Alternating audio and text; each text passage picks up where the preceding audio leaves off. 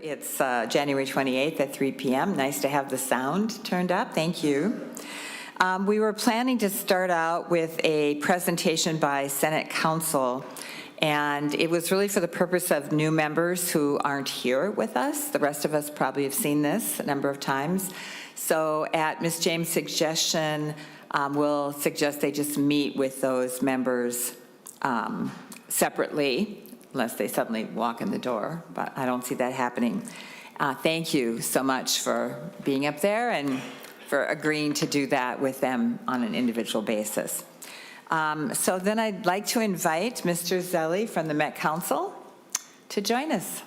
Good afternoon. And you have the most important people in the room, so. I'm very happy to be with the most important people in the room. Good afternoon, Chair and Senators, committee members. My name is Charlie Zelli. I am the Chair of the Metropolitan Council, and I'm here with Hannah Pallmeyer, who knows how to run the PowerPoint, as well as the audio, in case that fails. And then I'm joined by a number of Metro Transit, Metro Council staff who are experts if there's any questions that I can't answer. But I'm here to present Governor Walz's budget recommendations for capital investments in Met Council activity. And I know that you've all seen many PowerPoints, and just like the report that you just described, you've probably seen some of this a number of times. So I am going to go through a lot of the busway transit kind of 101 instructional and I&I slides pretty quickly, because I know that many of you are familiar with it. But there is a full slide deck here, and I know it has some really good information. The recommendation, which is really the money page, and then I'll go through the presentation and then answer questions. It's $15 million for the arterial bus rapid transit capital improvement program, $4.6 million for our inflow and infiltration, kind of part of our wastewater system grant program, and then $2.3 million for regional parks and trails bonding program. So now I'll just jump through this busway capital improvement program. There really are three different kinds of busways. There's the mixed traffic ABRT, which is what I'm going to be talking about today. There's highway BRT, like the orange line, the red line, and soon to be the gold line. And then there's the exclusive BRT guideway system. Again, that is also like our gold line coming up. Let's see if that, we have a map that would be helpful to just refer to for a minute, and that is really talking about the H line. Of all those ABRTs, arterial bus rapid transit systems, we have the B line under construction, we have the A, C, and D under operation, we have a number of them in planning stages, including the H line. This follows the F line and the G line. So there's just multiple lines. They've been very successful. We like to say that the population of the metro area have voted with their feet. They have really done well. They're back to 1919 levels, and having that more express on current high frequency routes with enhanced stations, enhanced entrance and exit, enhanced buses. It's been a great customer experience, and I think what it does not only provides great transit options, but it also connects large transit ways together to kind of create this one big system. Again, I'll go through these slides quickly. I described the ridership success, but just getting into this particular proposal. It is $15 million that builds on an already $60 million that have been secured for the H line. The H line runs from Minneapolis all the way to the Sunray Shopping Center, kind of east-west. But the funding, $25 million already in federal funds that came through our regional solicitation, and some of the funds already that has come from past state bonding requests. And we know that this additional $15 million could be really helpful matching funds for future federal grants. All in all, having these funds earlier allows us to prudently plan for these investments at the proper time and the proper place. So next slide, as I mentioned, it is east-west. It is north, in many cases, does the biggest amount of connections and work not in the metro areas. It's really a great service to the University of Minnesota, great service for the State Fair, for some of the sports leagues, and ultimately to the Sunray Shopping Center, where it makes great connections with these transitways all along, like Sunray will really be where the Gold Line will have a major stop coming up in March. So with that, just get right to our inflow and infiltration grant program. Chair Zelli, before you go on, I just wanted to see if anybody has any questions about the busway, the 15 million. Sure, we could take that in sections. Where is Sunway? It's just east of downtown St. Paul. It's one of the first stops. It's been a long-standing shopping center. Okay. I had a question while I'm waiting to see if anyone else does. Oh, Senator Dibble. Thank you, Madam Chair. Thank you, Chair Zelli. And I'll agree that the BRT program has been great and successful, and excited to see additional BRT come online, especially the E-line. Very excited and anxious for that to be completed. It's having quite a bit of a negative consequences construction phase for the neighborhoods that I represent, particularly uptown. But my question is, and we'll have more conversation about this when we hear the Metro Transit budget presentation in Transportation Committee tomorrow. But I only asked this question because it's a question that's been posed to me. So you'll get to answer it a couple of times. Whereas you're requesting $15 million from capital investments for this purpose, at the same time the governor's budget proposal would turn back, if you will, $34 million per year, 68 million, I believe, over the biennium from Metro Transit's general fund allocation. So trying to square those two facts happening at the same time. On the one hand, you're giving back, approaching $70 million over the biennium in general fund appropriation, it coming to capital investments for a $15 million bonding request. So how do I respond to that? How do I square that circle? Chair Zelli. Thank you, Madam Chair. And Senator Dibble, I think that's a great question, and I may even have a better answer tomorrow, but I believe that the capital proposal is really part of this long-term kind of commitment and formula that we have planned on, where the initial capital costs for these projects would come from local, state, and federal sources. And that with the funds derived not just from our current recurring funds that are dedicated, like the motor vehicle sales tax, but obviously the new metro sales tax allows us with enough funds to really cover operations, cover the structural deficit, the operations of a tremendously expanded transit system, and then importantly, the capital maintenance costs for operating that system. So if we look out, and we have now a forecast of a 25-year kind of transportation finance report that really assumes the capital cost of these transitways covered by local, state, federal sources, but that the operations could be funded by our existing sources of funds.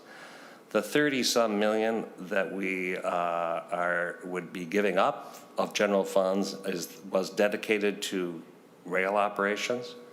So although that is certainly something that we would have an effect long-term for the transit systems, we believe that there's enough kind of operating revenue that we count on to cover and make the system sustainable in the near term. We know that it could come in the next 7 or 8, 9 years.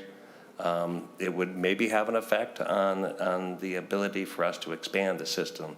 But given the strategic decisions that the governor has to make about balancing the calls on the general fund, I thought this was the right sacrifice to make at this time for this agency.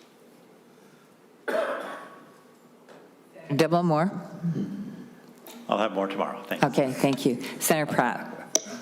Thank you, Madam Chair. And Chair Zelli, a question. I've been hearing discussions about money at Met Council to be loaned to Minnesota DOT to help them build some capital projects. My question is, are you looking at shifting that money over to the DOT, and why not use that for these capital projects rather than going through the bonding bill? Chair Zelli.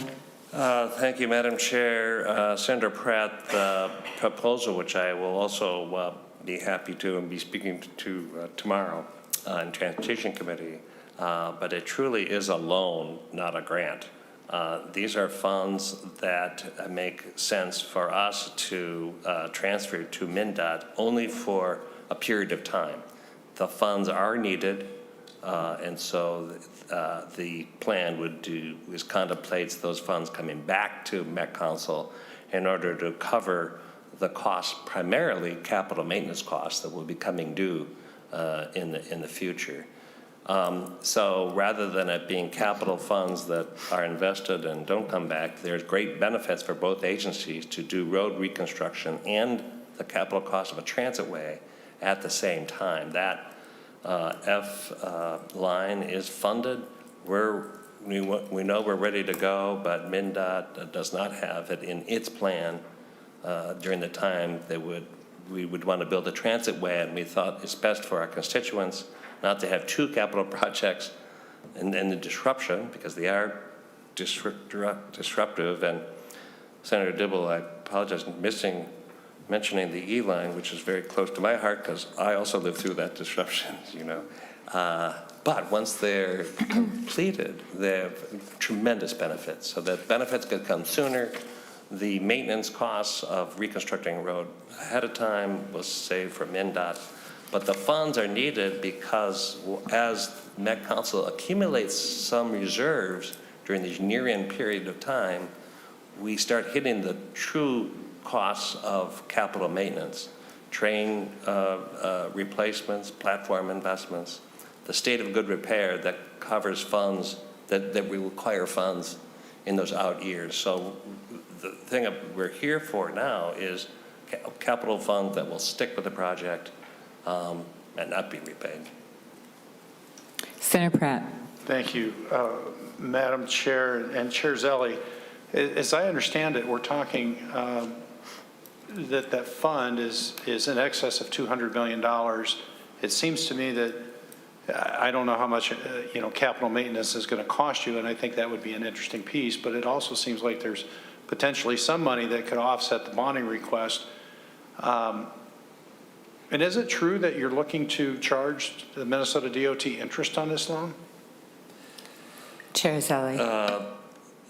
Madam Chair and Senator, I know that the cost of money will have a charge. I think it's, my understanding is if there is interest, it'd be very reasonable. The idea is to kind of have it would be certainly something that would be more beneficial to MnDOT than going out into and get additional outside bonding authority.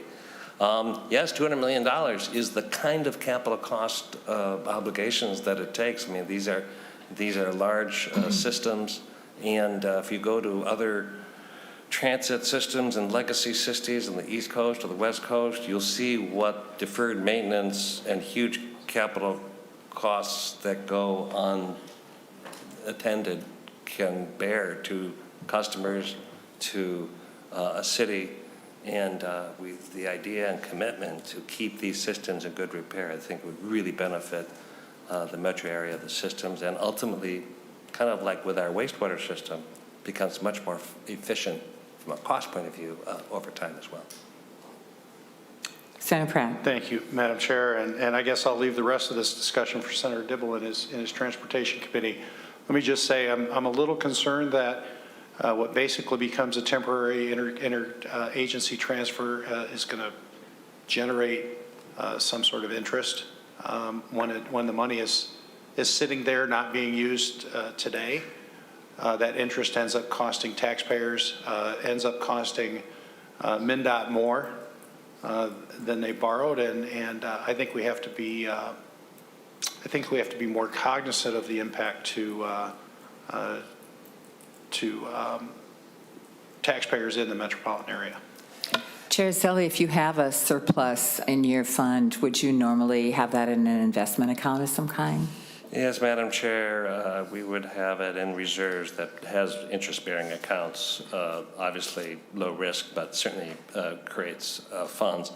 Plus, to Senator Pratt's point, the taxpayer perspective could be that we have additional funds. I don't have that analysis with me, but we can show the financial benefit to taxpayers by having these roadway construction done earlier. Not just the costs of less disruption of only having one project, not two, but there's the most expensive part of a roadway is when it's old and has potholes and needs continuous work. And once it's reconstruction, it becomes a much more efficient, less costly roadway. So we actually think this plan would save taxpayers a substantial amount of money. Senator Nelson. Thank you, Madam Chair. Commissioner Zelle, I just wanted to give a kind of a follow-up on Senator Pratt's comments. I've been just wondering in the back of my mind how it can be that the Met Council has extracted such a surplus from the taxpayers. And so how much, well, I'll have two questions, a question and then a comment. Well, how much is that? So would it be fair to say that, and I don't represent people who live in the Met Council, but I do get concerned when governments tax or overtax or have additional tax revenues that they've collected from Minnesota taxpayers. So I'm concerned too, one, how much is that? How much have they been overtaxed? And then secondly, it seems it just really rubs me wrong to think that the government is taking more money than what it needs from taxpayers, and then it might be gaining interest on that money. And we know the value of money over time, but it seems like the taxpayers are getting left out of this. So how much are you talking about here? Chair Zelle. Madam Chair and Senator Nelson, I don't have the figure in front of me, but we can provide that, and we had planned to have that tomorrow, but I can give that to you afterwards. I actually think, and again, as I mentioned to Senator Pratt, that it isn't the taxpayer's best interest because we look at the full life cycle of these very significant assets. And my understanding over my years in business, you actually can't just measure what the cost is in a particular year. It's what the cost is over time. And if over time you're saving money by doing proper maintenance and capital investments, and if you're operating efficiently over time, that's in everybody's long-term interest. And that is why for our financial report, we provide a 25-year forecast to show exactly when reserves are built and then when those reserves are spent. And so that will be spent. The question is, in the near term, we have those reserves in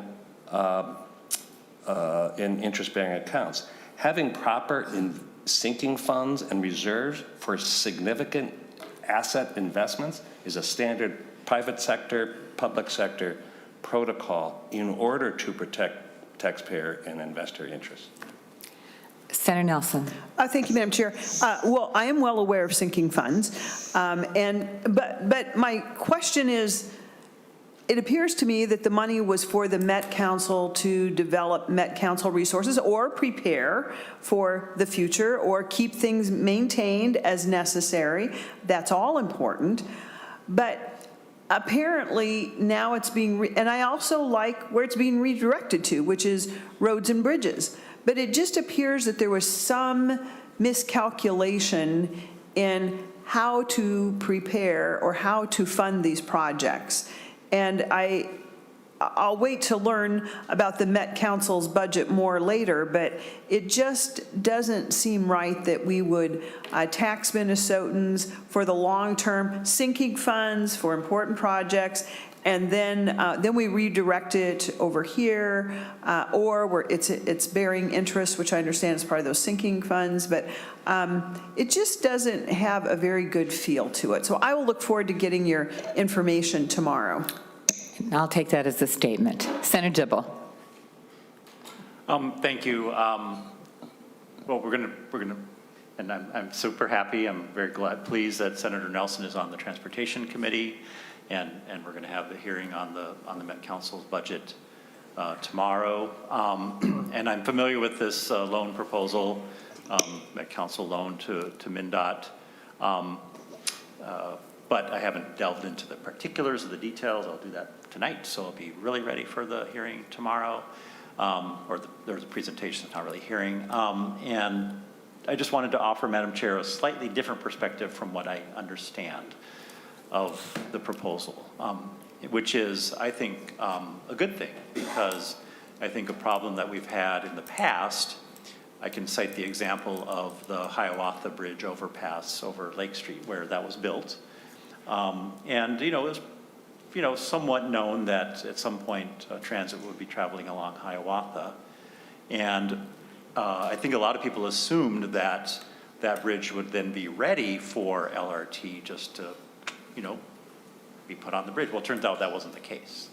And so when the Hiawatha line, we call the Blue Line, was built a few years later, they had to build their own bridge structure, and it was really expensive. And so to have this kind of conversation dynamically happening with MnDOT as they're going through and doing a roadway project that ultimately is going to receive a transit facility, to make sure that roadway project is ready for that is I think, a level of interaction and communication and more holistic transit planning and getting that infrastructure in place more timely and in a beneficial way that, to Chair Zelli's point, allows us to get ahead of, and we know that construction inflation exceeds the consumer price index and transit inflation especially so. So we beat the inflation calculation. We get ourselves ready for future transit. We have more holistic planning process that occurs, and so I think this is a good thing. And I don't think it's a terrible thing necessarily that the sales tax dollars that are being collected are also being programmed out into the future. So the sinking fund idea, I don't think, is an overcollection. The dollars that we're collecting in the sales tax is to build out a very, very robust system, not of all of which can be built today, because there's just simply the inability and the capacity to build everything all at once. So to bank some of those dollars for future construction is also prudent. It's not an overtaxation, and it's not holding on to an extraordinary level of reserves. And to the extent that we do see that, I think we would address it. Thank you, Madam Chair. Thank you, members, for the discussion. I'd like to actually ask Chair Zelli to move on now to I&I, and we'll all tune in to Transportation tomorrow to hear the next episode. Thank you, Madam Chair, and I will look forward to tomorrow's discussion as well. But this is about our wastewater system. And as you all know, we operate the Metro wastewater system out of 9 plants. And you think about the number of kind of like the interstate system, the network of pipes, interceptors, and lift stations throughout the metro with these various plants. We are taking the water from municipalities, which ultimately take wastewater from homes. And the challenge, of course, is on the next slide, it's these connecting pipes, which often are in the state of disrepair. And kind of much like highways, when you invest and put them in better shape, they not only save funds, but they save, in this case, save water. There's tremendous leakage. This is truly leakage, as in water leakage, of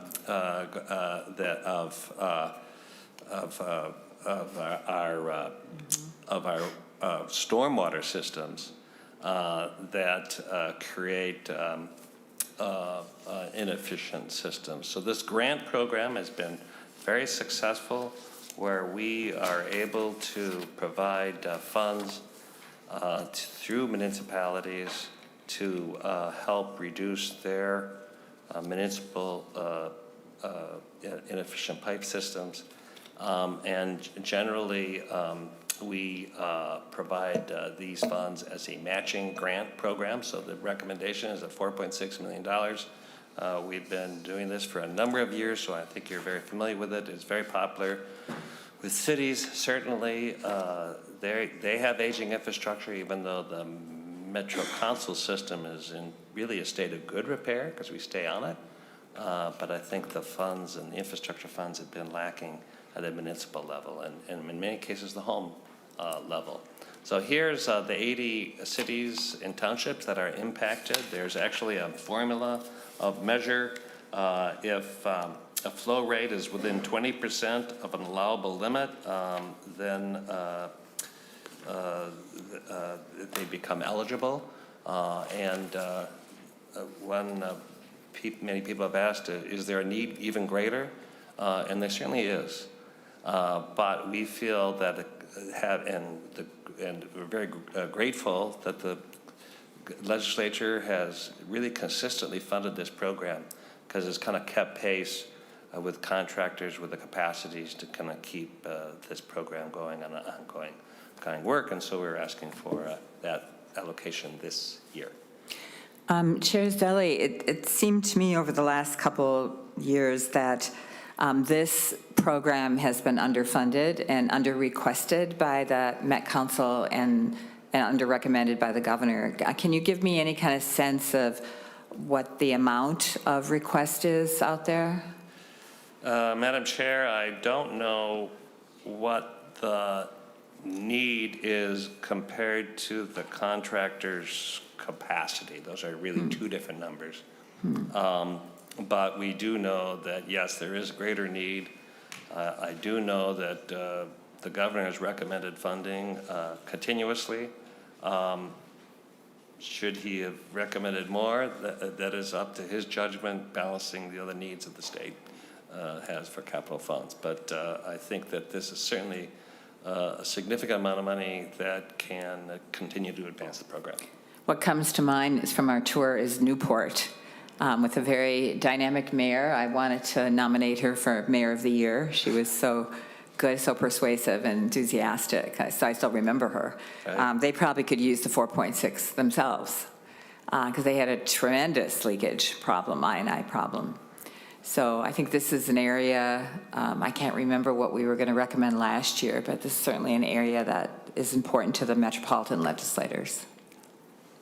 Thank you. And Madam Chair, we can give you a range of what we think the need is, but it's a little, that gets into a little bit of science. We're not sure we're fully can meet. There's really a shortage of contractors to do this work? I don't think it's a question of shortage of contractors, but it is specialized work that those that are really adept at it, there is a limited number. Okay, thank you. Any questions on the I&I issue? Okay, why don't you move on?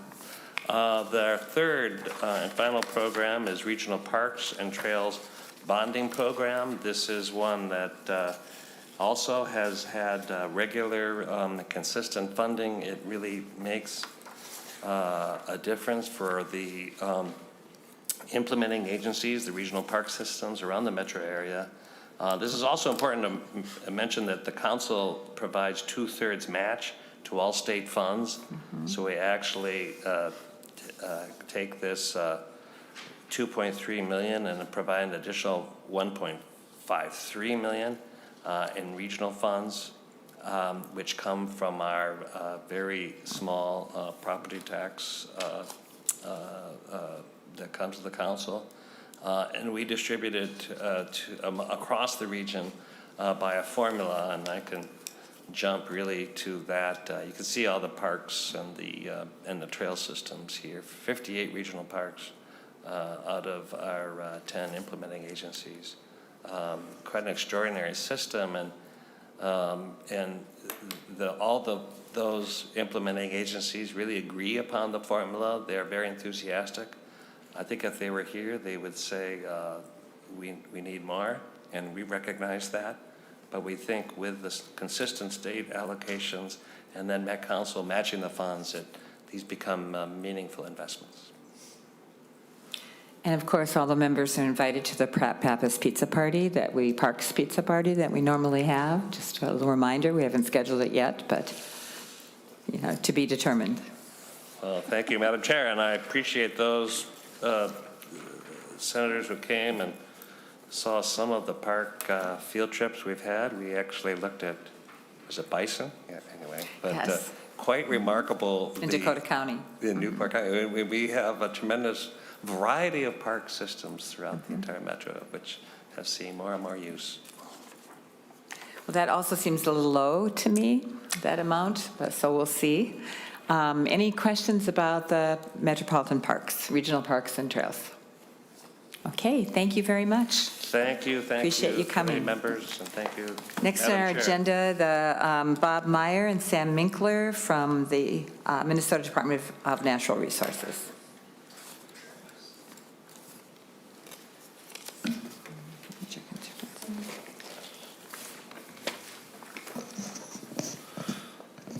Good afternoon, Madam Chair and members.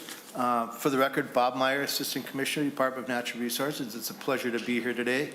Commissioner Stroman expresses her regrets for not being here, but she's tied up in another engagement right now.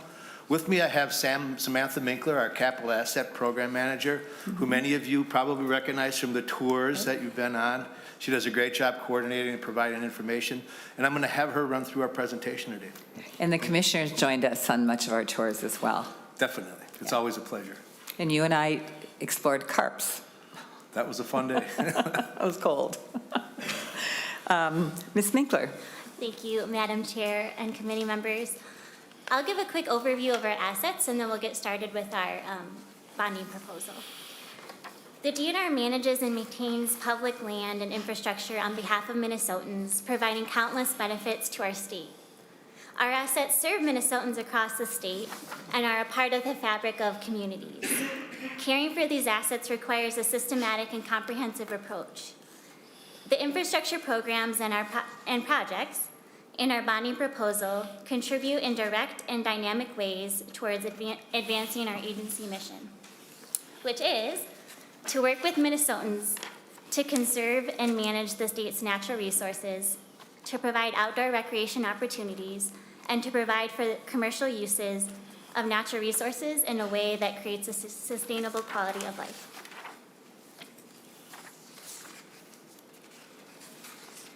DNR assets are diverse and unlike many other state assets. And as you know from our bonding tours, you may have visited any of these.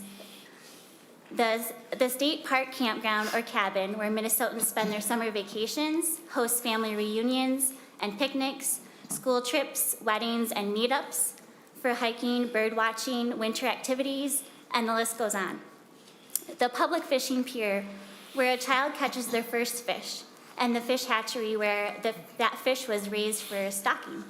the native prairie that supports pheasants, songbirds, and pollinators while improving water quality and capturing carbon, state forests and the roads that provide access to them, that support wildlife habitat, recreation, climate mitigation, and the forest products economy.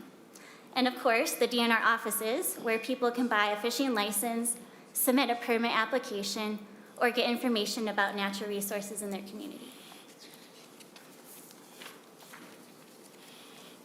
In addition to our diverse asset types, our assets are extensive and geographically dispersed across all 87 counties and 5.6 million acres of land. DNR-built assets have a current replacement value of $3.5 billion, and stewardship of these assets requires ongoing repair, renovation, and replacement. We have a deferred maintenance challenge. The number, variety, and condition and age of our facilities all contribute to a significant capital need for asset preservation. As you can see in this graph, asset preservation appropriations, which are shown by the blue line at the bottom, have been far short of what's needed to address the deferred maintenance backlog shown by the green bars that are increasing over time. As a result, the need keeps growing. Nearly 1 in 4 buildings are in unacceptable or poor condition. Only 1 in 4 buildings meets today's design and building standards, including accessibility, and nearly 1 in 3 buildings are over 80 years old. In 2025, we are looking to continue to address these deferred maintenance needs and make other targeted and community investments. Given DNR's size and scope of custodial responsibilities, it is necessary to strike a balance between system-wide programmatic investments and targeted projects and community investments. This systematic approach focuses on prioritizing the greatest needs and efficiently completing capital investment projects.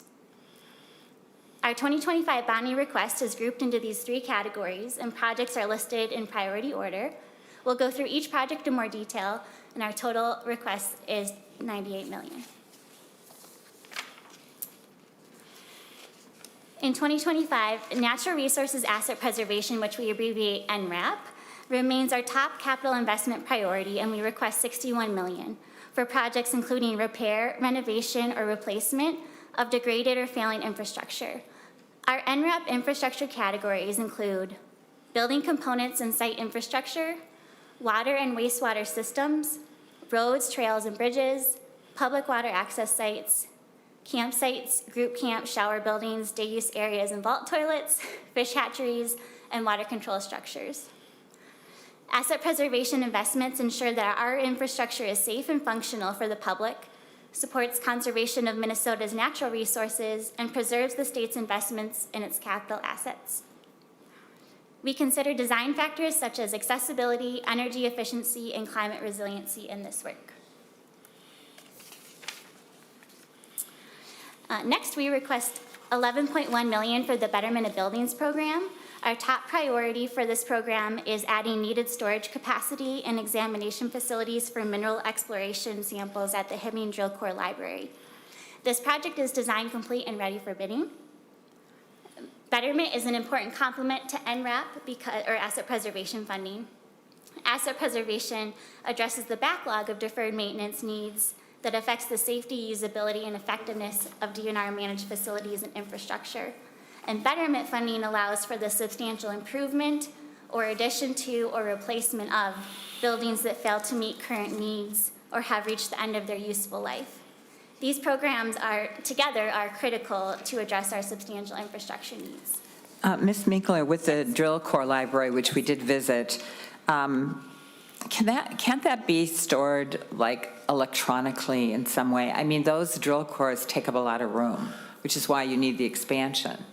Why do we have to actually have the physical drill core? Do you know? Madam Chair, if I may Mr. Meyer. interject there a little bit. There has been research and projects that have taken place where they've scanned those cores electronically, and we're trying to evaluate how that would really work. But this is an asset, as you know, it's a geologist's dream come true. This storage of our geological information in this library is invaluable, and people come from all over the world to look at it. So while we are exploring other ways to utilize it, storing that core, which companies are required to present to us, is critically important as well, making sure it's accessible. We can provide more information on that to the committee as well. Thank you. Any other questions for now? Then why don't you continue? Thank you. So with the Joe Corps, our highest priority, we just want to note, we still have funding needs that remain for constructing a plug seedling facility at the State Forest Nursery. High priority replacements are unsafe or inadequate DNR offices and storage spaces, and constructing new or significantly modernized visitor centers, picnic shelters, trail centers, camper cabins, and shower buildings. We funded the fish hatchery partially, I think. What's going on with that, do you know? Madam Chair, correct. You funded the Waterville hatchery last year, $20 million, and that project is in pre-design right now. That's wrapping up, and then it will go into design. So 20 million, does that cover everything? Does that cover the construction too? They are finalizing the budget, the final budget estimate for that. Okay, thanks. Thank you.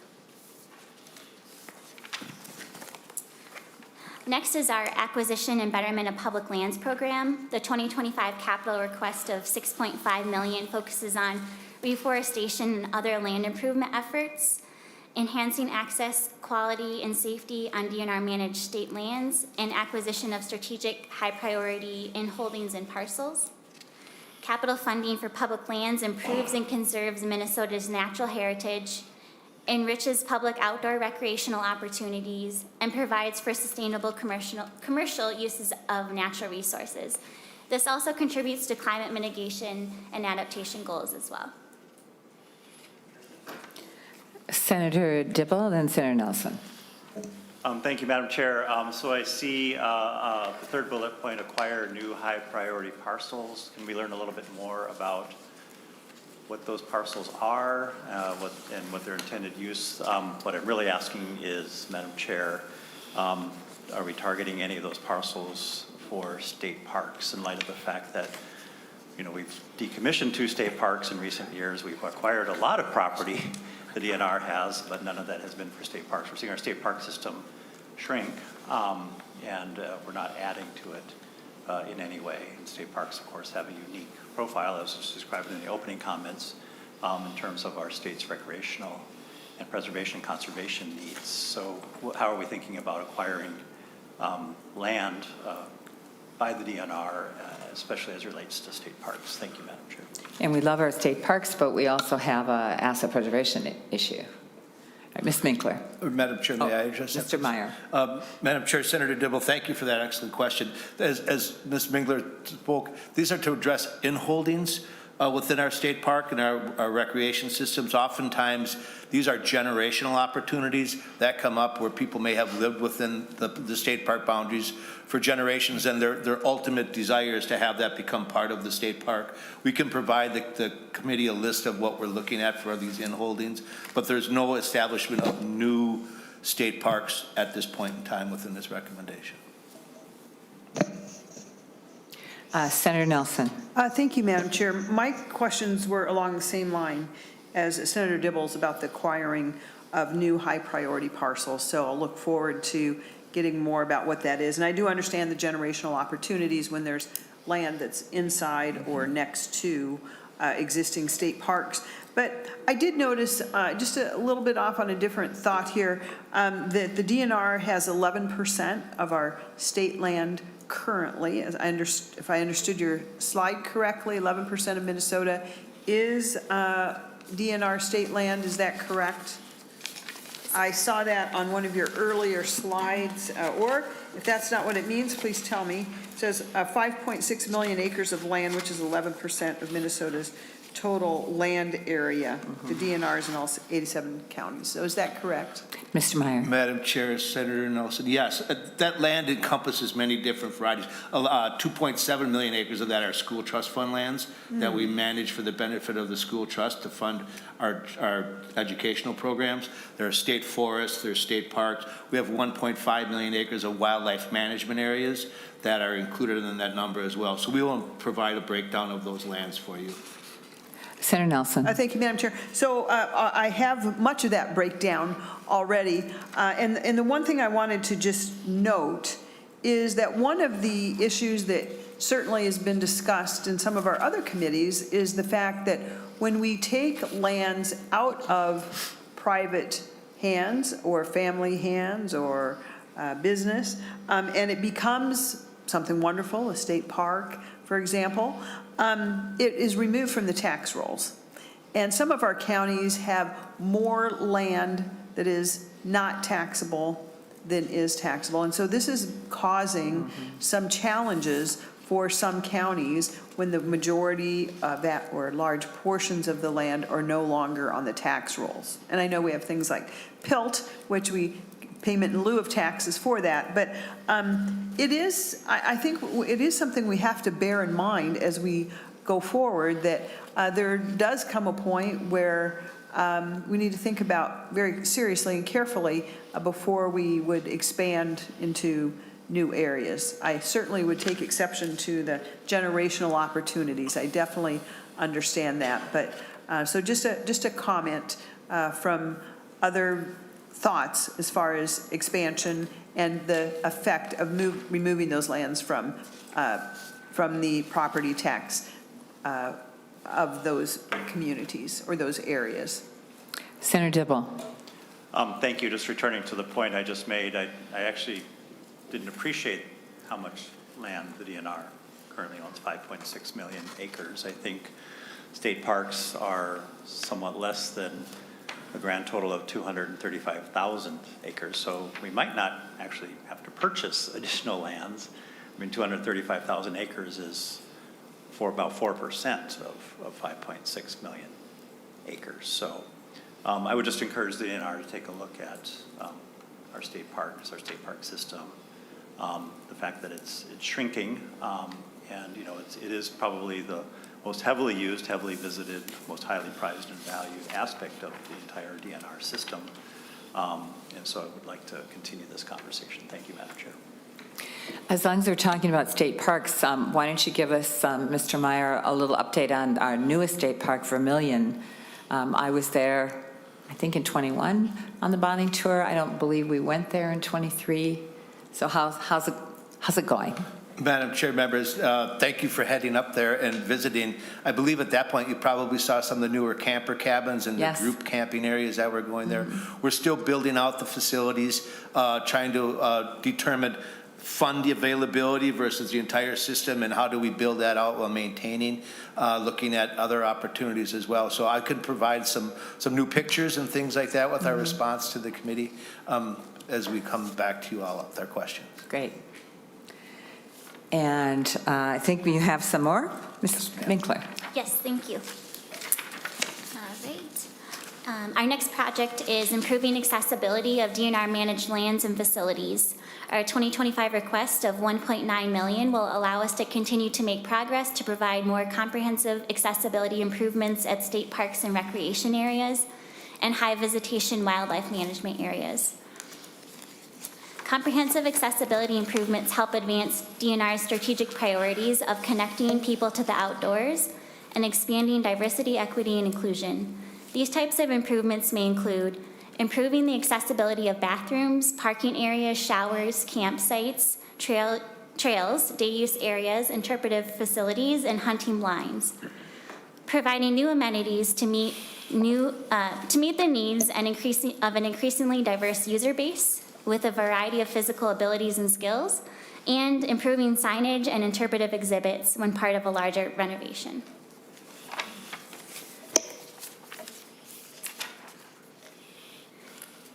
The community investment projects in our 2025 request include, and this is new for 2025, the Dam Safety Grant Program requests $10 million to fund the rapid and dam recovery efforts, which may include stabilization of the steep, unsafe riverbank or funds for dam removal.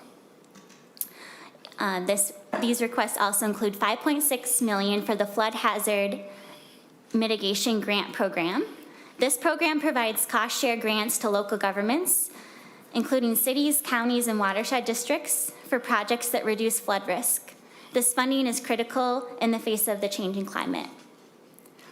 And finally, we request $1.9 million for the Parks and Trails Local and Regional Grant Program, which provides competitive grants to local governments for acquisition and development of local parks and trails across Minnesota.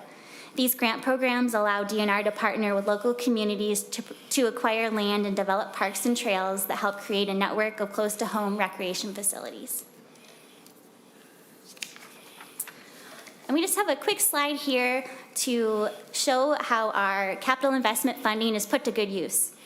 We utilize an efficient and effective capital asset management program to deploy the funding we receive toward the highest priority preservation and improvement projects across Minnesota. As you can see here, our 2023 NRAP projects are underway in communities across the state. And our list of highest priority needs is regularly updated based on the latest information. And this way, new events such as unexpected failure of building components or storm damage can be addressed. Regular and consistent capital investment funding is essential to the success of our asset management program and will help us tackle the backlog of deferred maintenance over the years to come. In summary, the DNR's 2025 bonding request will help us maintain and preserve the essential natural resources infrastructure that benefits Minnesotans across the state. Our proposal focuses on taking care of what we have while advancing strategic priorities to serve current and future generations. Thank you, and we'll stand for any questions. Thank you very much. Are there any questions, members of the committee? Okay, thank you. Thank you very much. All right. And we have a letter following this from the Nature Conservancy. I just wanted to call that out to members. Our next presentation is from the Minnesota Pollution Control Agency, Alexis Donath.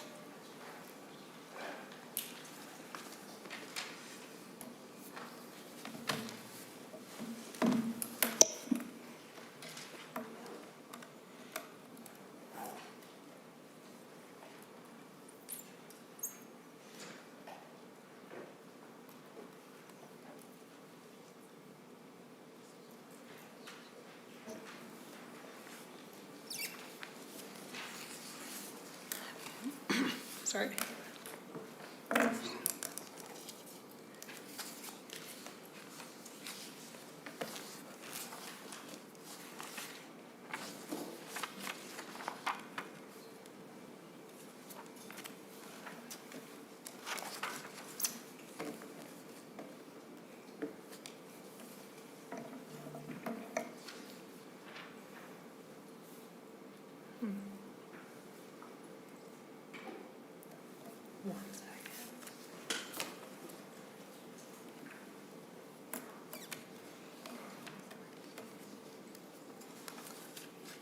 Madam Chair and members, apologies for the delay.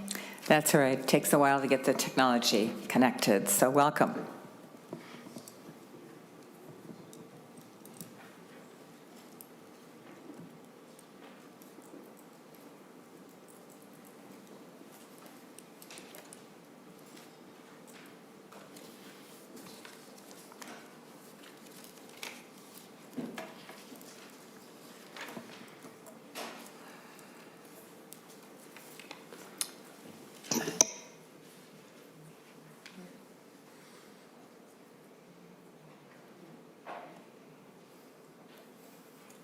Thank you.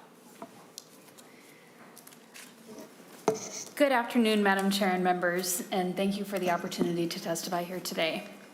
My name is Alexis Donath, and I serve as Legislative Coordinator for the Minnesota Pollution Control Agency.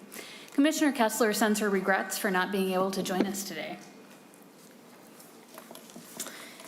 The Minnesota Pollution Control Agency's capital budget request for 2025 is rooted in our agency's mission to protect and improve the environment and human health. And I have just one project to discuss with you today, but it is an important one.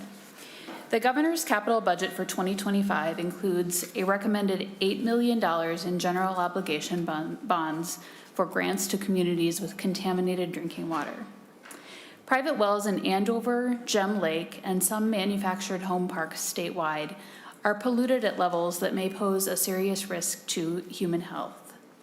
People with contaminated wells are currently being provided with bottled water, but this is a costly short-term fix to a long-term problem. More permanent fixes are needed, such as connecting residents to city water, or in some locations, digging a deeper well or other solutions. These residents are not eligible for conventional funding for drinking water infrastructure improvements since they are on private wells. The need for these funds is great, and the need far exceeds available dollars. This budget recommendation provides funding to construct long-term solutions for the current highest priority site on MPCA's list. It also establishes parameters and criteria for a grant program that can be used in the future to address similar situations. At this time, the highest priority project for this grant program is located in the Red Oaks neighborhood of Andover. Levels of PFAS and 1,4-dioxane in private wells in this neighborhood exceed health-based values set by the Minnesota Department of Health. This is the second phase of a two-phase project. In 2024, 93 out of 94 homes in the Phase 1 area were connected to municipal water at a cost of $6.1 million. This phase was funded by the 2023 bonding bill, and we do wish to thank members for inclusion of that project in that bonding bill. Residents in the Phase 2 area of the neighborhood are currently receiving bottled water on an emergency basis. This is a quick fix, but it's not cost effective. The long-term solution in this case is to add a drinking water line to connect this neighborhood to Andover City Water. Bonding dollars would be used only for the portion of the project in the public right-of-way. This would provide water service to 96 homes.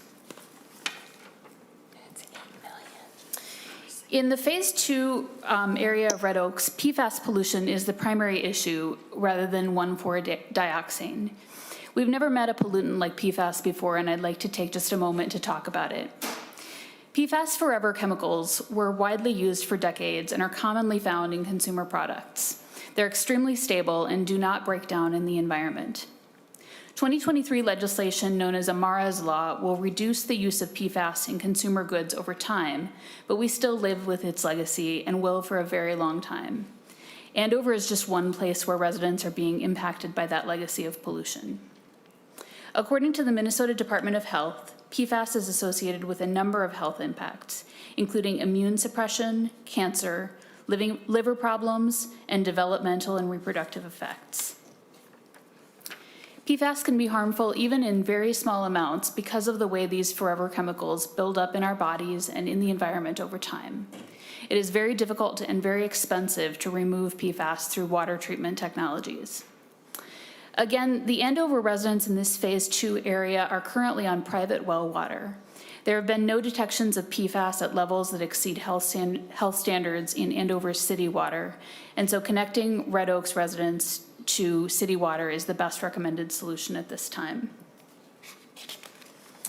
So again, in summary, the governor's recommendation is for $8 million in general obligation bonds and for policy language to establish a grant process and grant criteria in statute. Thank you for the opportunity to testify, and I am happy to stand for questions.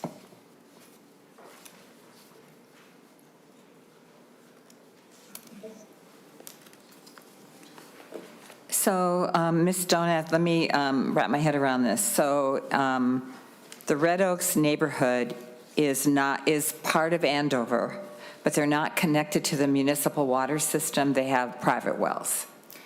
And the private wells have become contaminated. Madam Chair and members, that is correct. The Red Oaks neighborhood is located in Andover.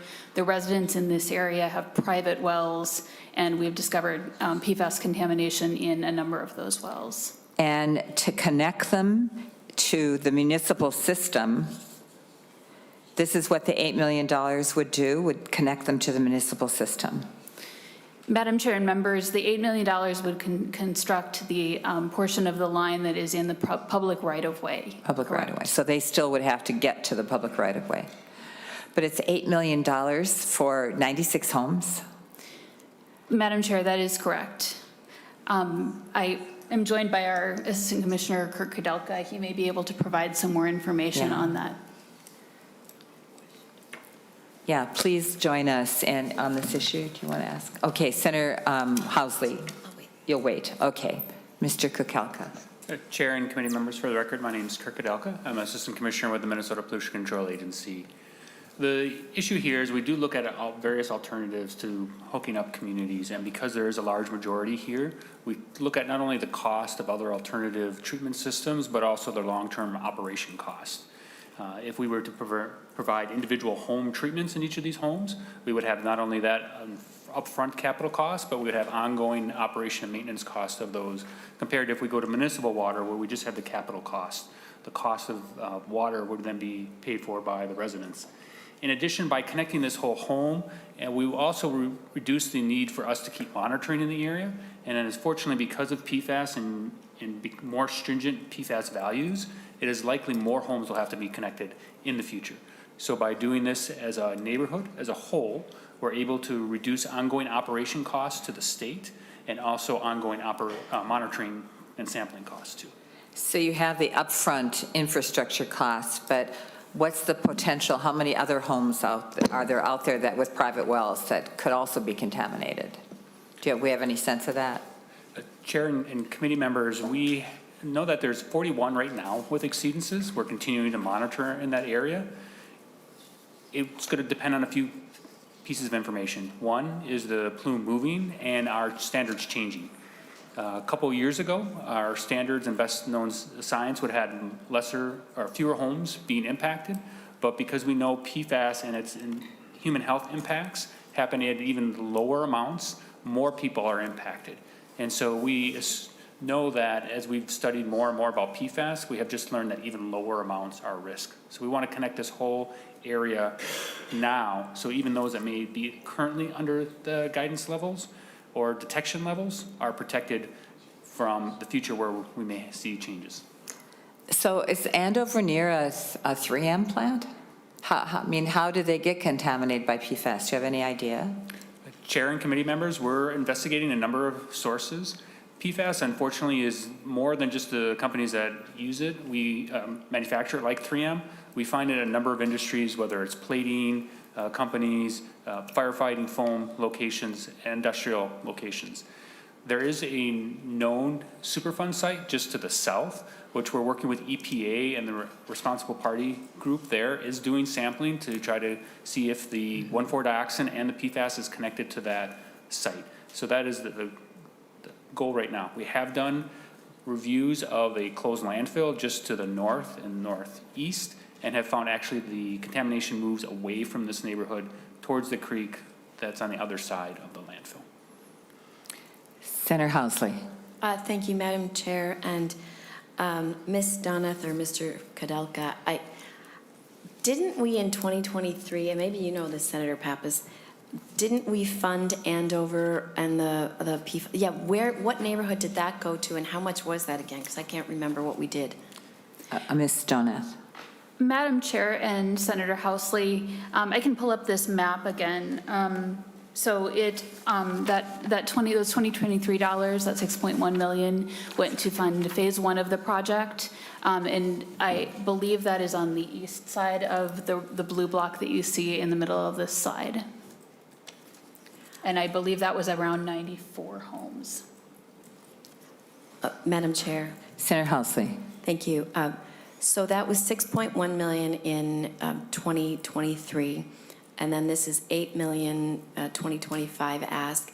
Is there any other neighborhoods in that area that you see as maybe a potential hazard?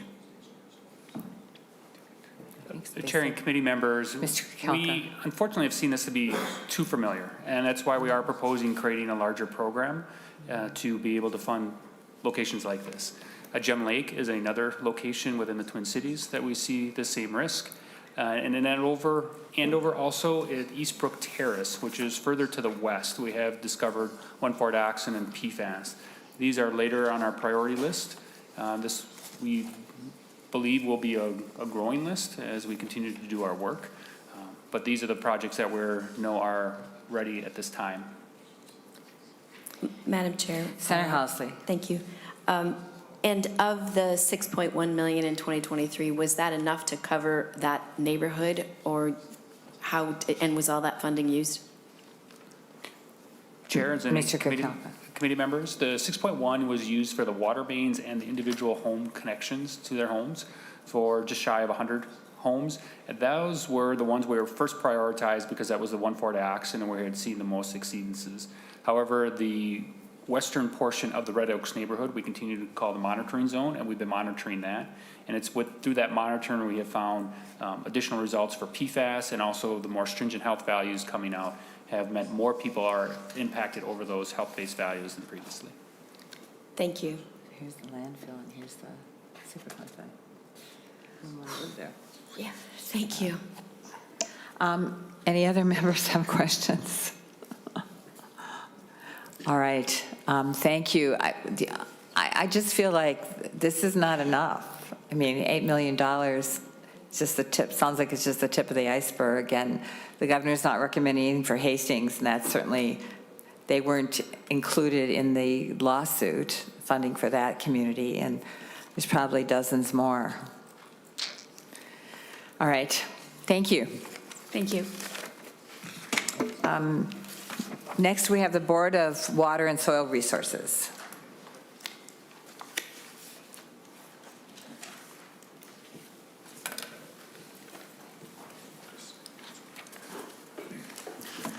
Good afternoon, Madam Chair.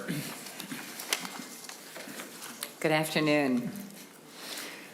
Go ahead and why don't you introduce yourselves to the committee and for the tape, and then proceed. Yeah, thank you. I'm John Jaski, Executive Director with the Minnesota Board of Water and Soil Resources, or Bowser as we're typically referred to, and this is Andrea Fish, our Assistant Director. Welcome. Thank you, and we'll begin. I will introduce the beginning of the presentation just with an overview of our agency. We work all of our programs and projects through local governments, through counties, cities, watershed districts, stormwater conservation districts, even townships once in a while. We also have some other partners in some areas of our work, not in the areas of our capital investment program. So these are all carried out and delivered by, for, and with local governments.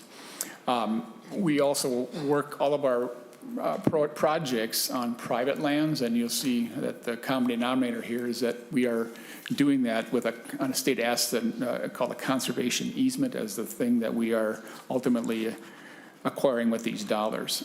You can flip to the next slide. These are the two items, and I will just highlight a couple of things that are common denominators for each of them. One is that they're both statewide programs, and so we use these funds all over the state of Minnesota and have been doing so for a couple of decades in both cases. They are both statutory programs that have a basis in law. In one case, it's a requirement. In the other case, it's more of an opportunity with some conditions about how we go about doing that. They're both focused on wetlands, the restoration of wetlands in particular. And as I mentioned before, the way we accomplish that is, of course, through a number of biological and engineering design criteria that ultimately lead to preservation of these areas for the multiple benefits they provide, including habitat, clean water, et cetera. So I have Ms. Fish cover the first item. Greetings, Madam Chair and members. My name again is Andrea Fish, Assistant Director at the Board of Water and Soil Resources. Our first bonding ask in front of you today is the Local Government Roads Wetland Replacement Program. As Director Jaski mentioned, this program is statutorily obligated for the agency to oversee the replacement of wetlands that would otherwise be impacted by local government road projects. Having this centralized within the state at the Bowser level allows us to plan and execute larger and higher quality wetland replacement projects. And these are traditionally more cost effective, and we can do expedited permitting for local governments when they are planning out these projects. We do this program throughout 10 bank service areas across the state of Minnesota. And as we're looking ahead and have been looking ahead, we do know that there are some bank service areas in particular where we are projecting a deficit in available wetland credits as part of this program. So we want to make sure that we are being mindful and proactive so that there is a stable and known source of wetland credits for local governments. Generating and releasing wetland credits for availability is a long-term public project.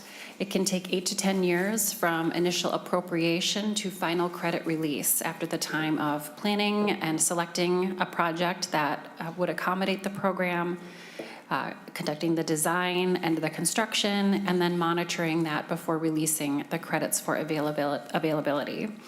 So for local governments, we do want this funding to be based on credit needs 3 to 10 years in the future for them to know that they can undertake their local project.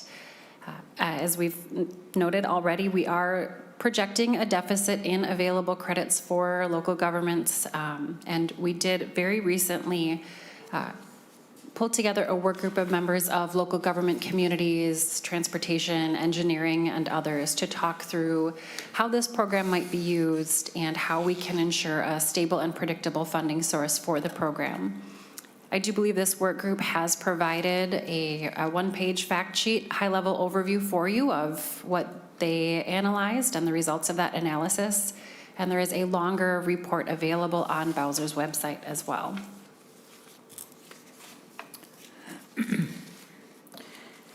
So the issue with the local roads wetland replacement program is that if you don't have if we don't fund it, then we're really holding up road improvements in rural Minnesota, right? Because they rely on this program to get the funds so that you're replacing the wetlands that are lost with the road construction. If you don't have the funds to replace the wetlands, then the road construction can't proceed. Do I have that right?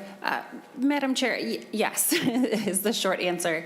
The longer answer is a little bit twofold. One is if there are no credits within a bank service area, the local government has the opportunity to purchase credits from a different bank service area, but that is at a higher cost due to purchasing from a separate bank service area. So it can add a cost to a project, even if it is approved. And then, of course, if we did not have wetland credits at all within the state, yes, that would interfere with the ability to plan out and execute a local government road project. And have you run out of the credits then throughout the state, or just in certain areas like your chart? Madam Chair, statewide, we have not run out of credits. Within certain bank service areas, there has been occasional historic deficit.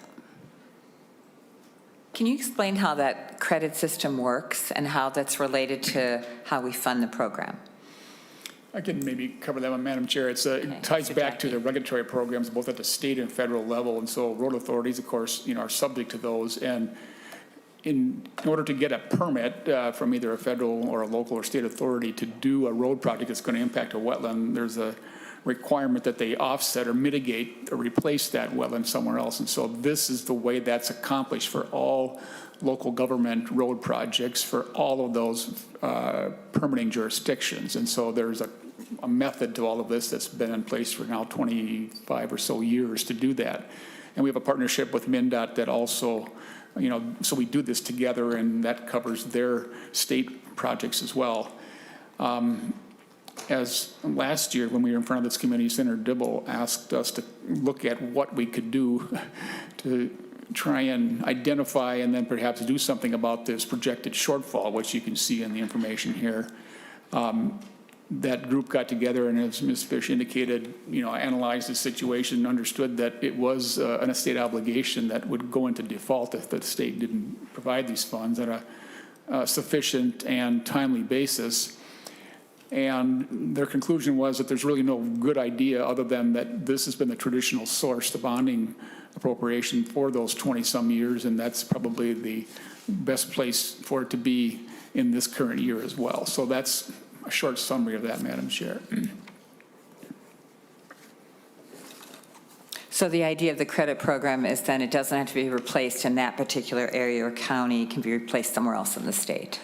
Madam Chair, that's correct, and maybe more importantly, that it doesn't fall onto the responsibility of that local road authority to try and go make or find or build these wetlands for individual projects. There's many hundreds of those each year, and this is a much more efficient way to do it, right. And of course, much more effective from an ecological perspective too, because you can build a really nice site as opposed to trying to fit it into a road right away or something like that. Right. Okay. All right. Thank you. Do you want to proceed with the next program? Oh, Senator Dibble.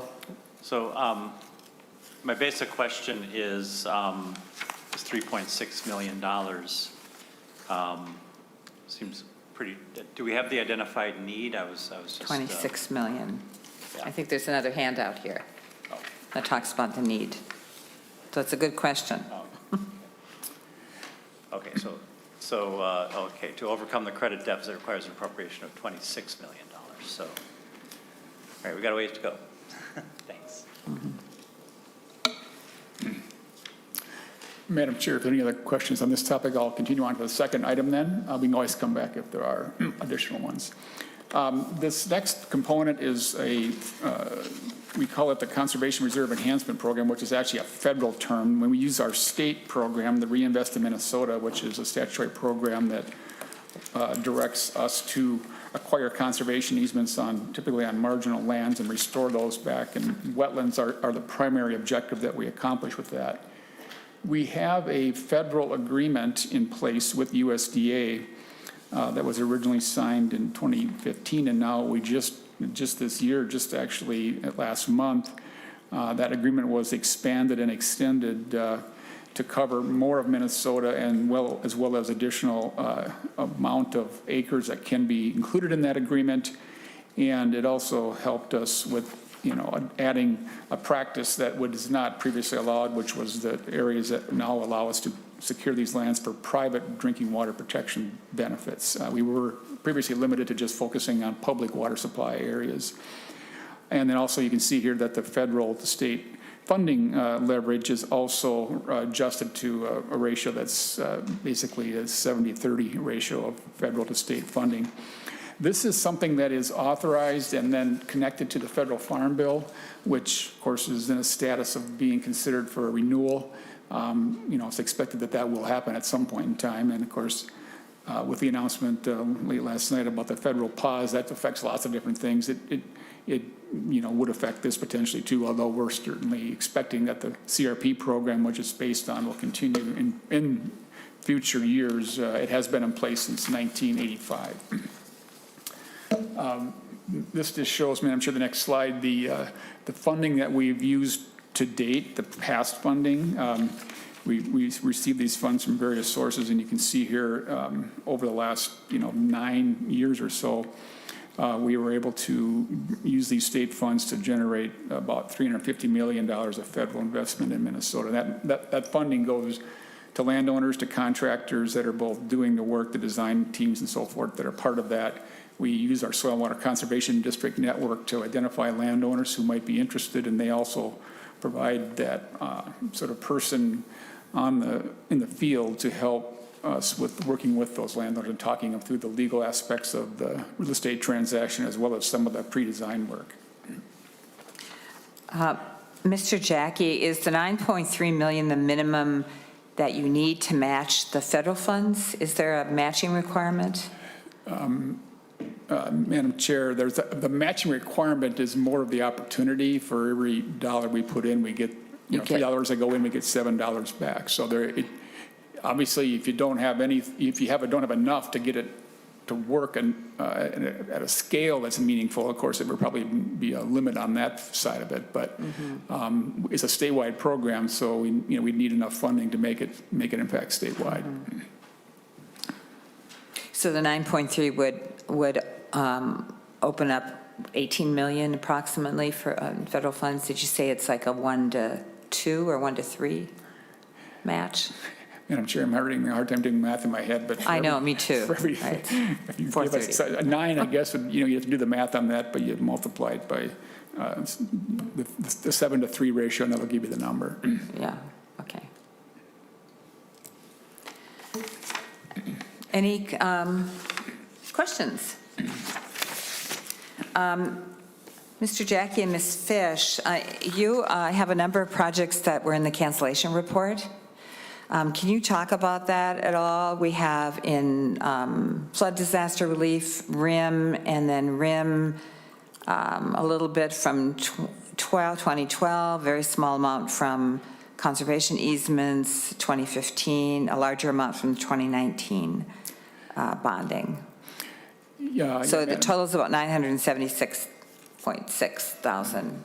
Madam Chair, I think those are all accurate and correct. We were going to ask our CFO, but she is out of country on vacation until tomorrow, so we will double check that. We have a meeting actually scheduled to do that very thing, and we'll let you know if any of those have a question or discrepancy that we think needs further attention. Otherwise, they'll be canceled. Correct. Right. Madam Chair, generally, those are smaller amounts that add up from RIM purchases that tend to not meet the estimated amount if we're able to purchase at a lower price than we'd anticipated. So they do tend to be smaller projects within around $10,000 to $50,000 that add up.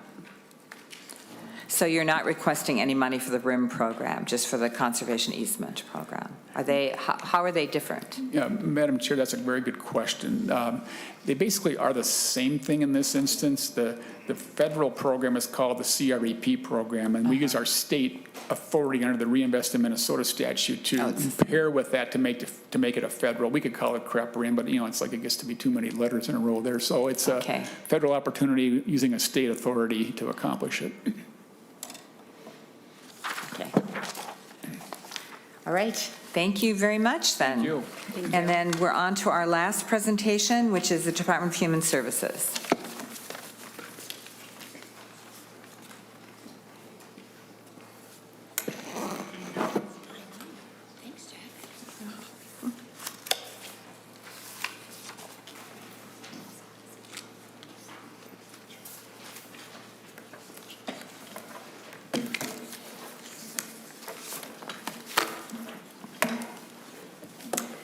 And welcome. If you want to introduce yourselves for the committee. Madam Chair, my name is Nancy Freeman. I'm the Chief Operating Officer for Direct Care and Treatment, which is still part of DHS.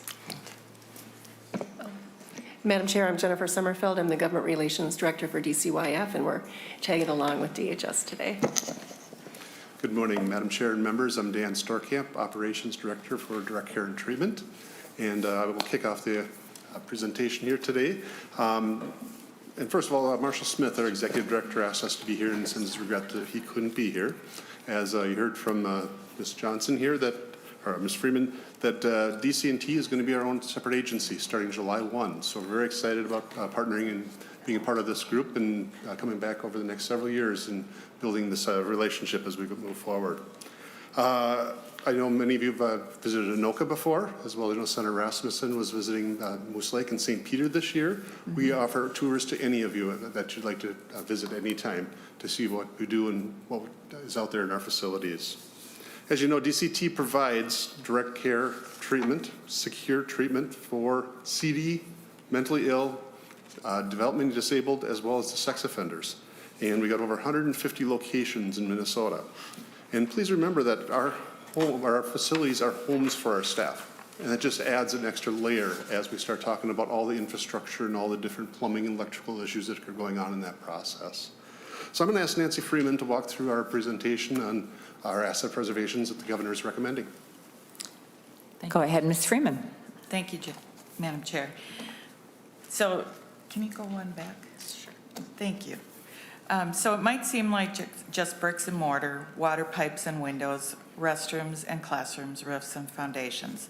But these requests are really investments in people, the most important kind of infrastructure. They're investments in our state-operated behavioral health care system, where patients with mental illness and substance use disorders find stability and recovery, and eventually a return to the community. Clients with disabilities find welcoming residential and vocational services. Patients with disabilities receive special care dental services. They are investments in safety and security for patients and staff in state-operated mental health facilities. These are the real assets we're talking about, we're hoping to preserve, and the infrastructure we're hoping to improve. You can go to the next one. Our first request is for asset preservation for $11.43 million in GEO bonds that will ensure the state-owned facilities used for DCT are functional, safe, and in good repair. It might have a budget impact for future operating budgets with the replacement of more energy-efficient building components, roof insulation, HVAC equipment, etc. DCT owns and maintains a little over 3 million square feet of physical plant for its operations, which, as you probably know, include facilities in St. Peter, Anoka, Moose Lake, Brainerd, Wilmer, and 70-plus group homes throughout Minnesota. This does not include an additional about 750,000 square feet of leased space that we lease from private or commercial entities across DCT. DCT facilities are highly secured and heavily constructed while also being therapeutic environments. Makes them pretty unique in that concept. The replacement value for these assets is currently a little over $1 billion. The deferred maintenance from last year's facility condition assessments is $185 million. There will never be an absence of deferred maintenance balance for DCT. In our 10-year strategic plan, we estimate $30 million per biennium to address the most critical needs, those identified as poor and unacceptable with the facility condition assessments, and allow work to be completed within the current resources and staff.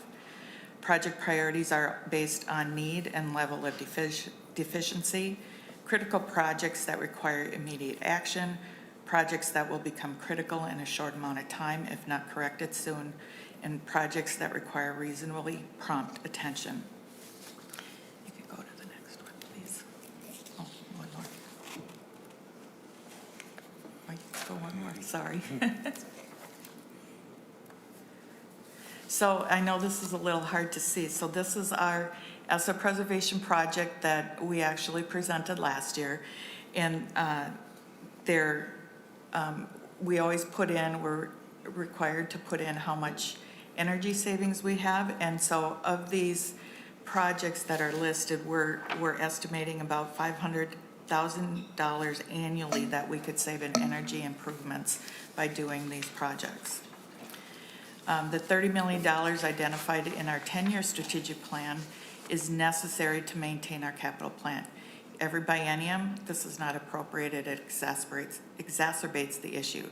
Ultimately, this compounds the existing deferred maintenance problem, as I'm sure a lot of other agencies have stated. This compounds the existing deferred maintenance problem, resulting in substantial increases year after year in the long-range deferred maintenance and renewal and replacement projects at DHS. Next one. Our second priority is the construction for the St. Peter Water and Sewer down in St. Peter. St. Peter is our oldest site, and I believe a lot of you have been there. It's $15 million to upgrade and replace the water and sanitary storm sewer infrastructure on the St. Peter campus. This will ensure that state-owned facilities used for DCT services are functional, safe, and in good repair. The present drinking water system and sanitary and storm sewer systems on the lower campus were constructed in the early 1950s and have far exceeded their useful lives. In 2018, we contracted with an engineering firm and conducted a water and sewer system analysis. The analysis found several deficiencies and recommended replacement of the water main, sanitary sewer, and storm sewer infrastructure located throughout the entire campus. Without this improvement, the probability of failure seems high.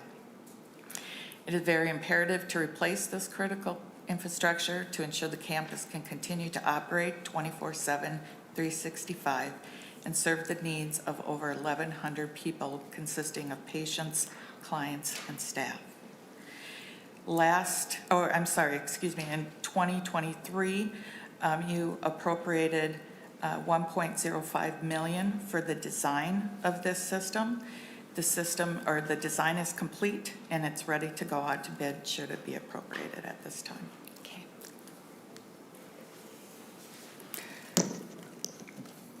Madam Chair, those are the direct care and treatment initiatives. We could stand for questions before we go to the next section if you'd like. Ms. Freeman, I didn't quite hear your last sentence. How much did we put in for design in '23? $1.05 million. Okay. All right, so that's been done and you're shovel ready now? Do you got the construction documents? And probably could have done it last year. Madam Chair, yes, we just completed the design and we're ready to go out to bid. Great, good timing then. Thank you. All right. Any questions from members of the committee? All right, thank you very much. Well, members, we did really well. I thought we were going to go to 6 o'clock, but I don't know if any of us would have lasted. Oh, wait, we have more? Oh, I apologize. I thought you were done. All right, continue. I'll go as quickly as I can. Early Madam childhood Chair. facilities, all right. No, we have plenty of time. Go ahead. Okay, great, thank you, Madam Chair. Again, Jennifer Sommerfeld from the Department of Children, Youth, and Families, and I'm going to cover the governor's proposal for early childhood. So the governor's proposal includes $2.7 million in general obligation bonds for the construction and renovation of statewide early childhood facilities. These will be grants for state agencies and political subdivisions to construct new facilities or renovate aging substandard ones. These grants are intended to increase access to childcare and age-appropriate, high-quality learning opportunities for more young children and their families. And it aligns with the governor's One Minnesota plan that prioritizes positive outcomes for children and families and increases access to affordable, high-quality childcare. Grants for these programs will be awarded through competitive RFP, a competitive RFP, which includes a 25% match of non-state funds. And that is the only change that will be in the legislative language, is reducing it from 50% right now to 25%. In the past, projects have included public school districts that have built early childhood education and Head Start classroom space, with most of the projects occurring in Greater Minnesota. A grant for an individual project must not exceed $500,000. If there are multiple programs within one facility, all of them receiving grants, the whole project must not exceed $2 million for the facility, or $500,000 for each program. So that's this piece. I'll just note this slide includes pictures, or includes a picture of where we've done projects in the past. Between 1992 and 2014, approximately $23 million in general fund or general obligation bonds were appropriated for early childhood facilities. Of those, 75% were in Greater Minnesota and 75 projects in Greater Minnesota and 18 in Minnesota, in the metro area. Prior to the 2023 session, that was the last time funds were appropriated, was 2014, when we received $6 million. In 2023, $2.025 million was appropriated for early childhood facilities, and of that, $900,000 was in general obligation bonds, and $1.125 million was in general fund, a general fund appropriation. In 2024, the $1.125 million general fund appropriation was canceled from the bonding bill, and it was moved to expenditures for facilities improvements for smaller child care facilities. So there's a program through our Child Care Services Division that runs that. I believe there was an expectation that hopefully the bill would move forward and we would be able to replace those, but that did not happen. So right now we're working with $900,000 in an RFP that will go out in February for projects for this year. So we're hoping to add to that through the additional $2.7 million. And that's all I have. Thank you. So, Ms. Summerfield, I believe there was a program, and I don't remember if it was this one, or I think there's another early childhood facilities program where we didn't really appropriate enough money for, maybe we are talking about the $900,000, to make it worthwhile to do an RFP, and the department kind of held back to wait for another funding cycle. Was that the case with this program? Yes, so that was the $900,000, and at the time, the $1.125 million. I think the goal was to get a bit more money involved in there, so we would have a bigger opportunity to fund programs. So if we appropriate this at around this level, then you'd combine that with what we did in 23? I don't think so at this point. We are moving forward with the $900,000 in RFP in February, just because they've been waiting for a while, so there's a lot of need out there. Okay, got it. All right. Any questions? And did you have anything else? I don't want to skip over you again. No, I think I'm done. Thank you. All right. Thank you so much. And thank you for being here. And if there's no comments from any members of the committee, then the committee is adjourned.